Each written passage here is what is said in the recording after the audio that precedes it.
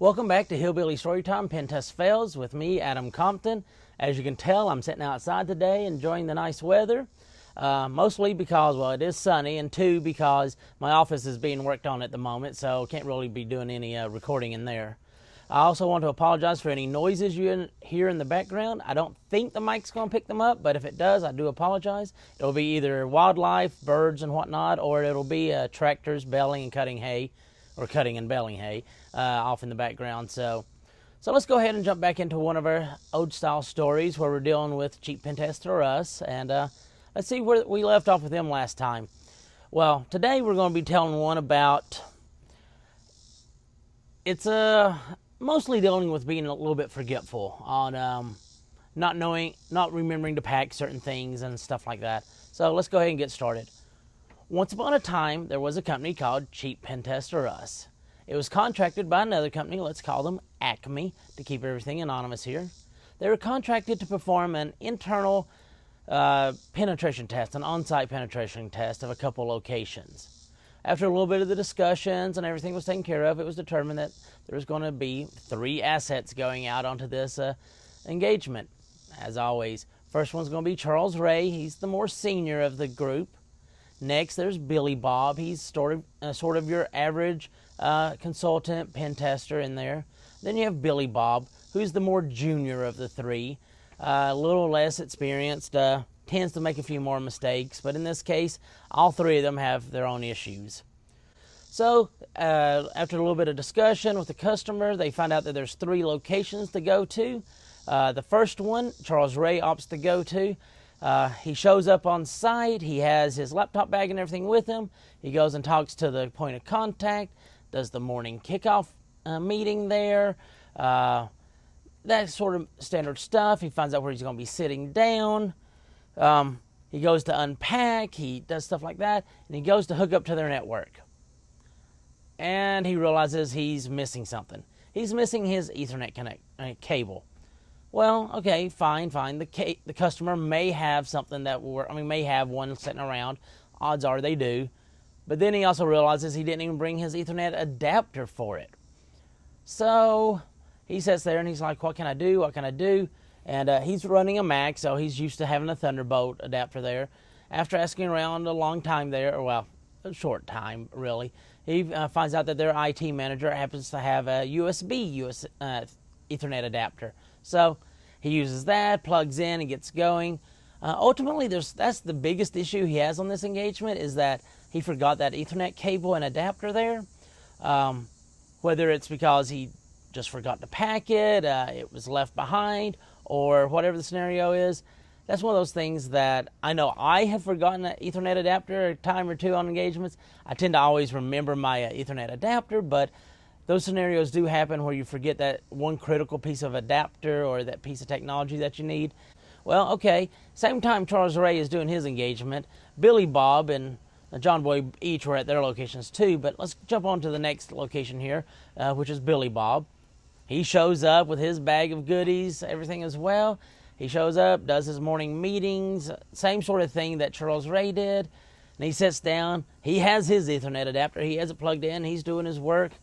2 hours or so into the work there, he's getting that little blinking light or little light indicator on his laptop there showing that he's about out of battery. He's like, oh yeah, I better plug in. He looks through his bag. Not in there. His power cord isn't in there. So he talks to the customer. Nope, they don't use Macs in this office. They don't have a Mac laptop charger. So off he runs. He runs down to the local mall, finds a store that will sell one. He buys it, comes right back on his lunch break there, gets going again, and he's good to go. I will say that this has happened to me at least once, where I forgot my power brick for my laptop. Luckily, I was at a location that was somewhat close to one of our remote offices that I work for our company. So I was able to swing by that office and pick up an extra one, and I was fine there. No real expense on my part there, but same with Charles Ray. Once that was taken care of, he was good to go. No real issues. The rest of it kind of went smoothly. Customer is shaking their head at saying, how do you forget that? But it's kind of a joke thing. So let's go ahead and move on to location 3 here. And this one is John Boy. John Boy's isn't really something he forgot. It's more of just bad luck, I guess. Well, he had his laptop in his laptop bag. He had to fly to the location. He got there. He carried it with him. He stored it in the overhead on the plane, stuff like that. It wasn't out of his sight, but he gets to the location, does his morning meet and greet, same sort of thing as everybody else, sits down, opens up his laptop, has all the cables, but he goes to power it on, it won't power on. Doesn't do anything. Okay? He plugs in the power adapter, doesn't register. Something catastrophic has happened to this laptop during transit. He used it right before he got on the plane, or back at his house or office, but now that he's at site, it's not working. What to do? So he ran out to local box store of choice, picked up a little laptop that would do the job, brought it back. He had his distro, all the tools he needed on there, so on his CDs and USB drives he carried with him, so he's able to get it up and going relatively quickly. Yeah, he didn't have all of his corporate tools and all that. He'd deal with that later, but he was able to get up and going pretty quickly and was able to continue the engagement.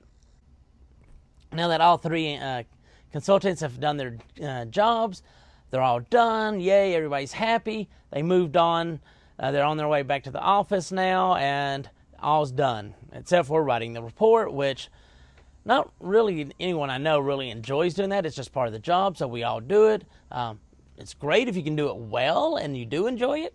More power to you. It's just that one aspect of the job that isn't as fun as getting out there and breaking stuff and what have you, and educating the customer. But this is the main deliverable that goes to the customer, so do a good job on it. And of course, the guys, I'm sure they did a great job on it.